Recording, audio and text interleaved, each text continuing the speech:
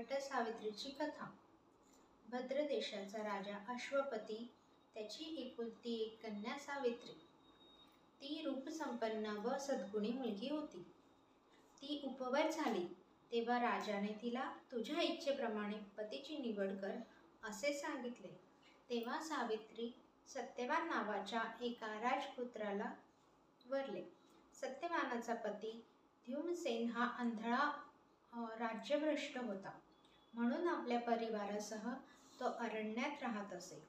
सत्यवान शूर व रूपवान असला तरी तो अल्पायुषी होता, हे देवर्षी नारदांना ठाऊक होते. म्हणून त्यांनी व अश्वपती राजाने सावित्रीला दुसऱ्या वराची निवड करण्यास सांगितले. परंतु ज्याला मी मनापासून वरले आहे त्याच्यापासून दुसऱ्या पुरुषाचा मी विचारही करणार नाही असे सावित्रीने निश्चयपूर्वक सांगितले व सत्यवानाशीच विवाह केला. काही काळ लोटल्यावर एके दिवशी सत्यवान लाकडे तोडून आणण्यासाठी रानात गेला.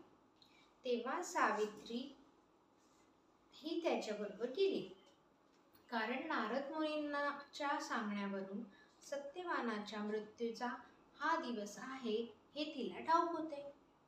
लाकडे फोडून झाल्यावर अतिश्रमामुळे सत्यवानाला ग्लानी आली, म्हणून एका वडाच्या झाडाखाली सावित्रीच्या मांडीवर डोके ठेवून तो झोपला.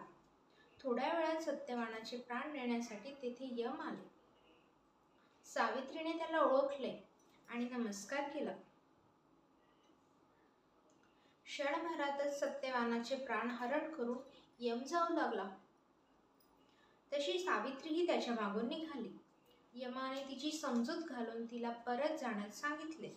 तेव्हा सावित्रीने यमाची स्तुती करून पतिव्रतेच्या कोमल भावना, तिची पतिनिष्ठा व कर्तव्य यासंबंधी सुसंवाद व विद्वत्तापूर्ण विवेचन केले.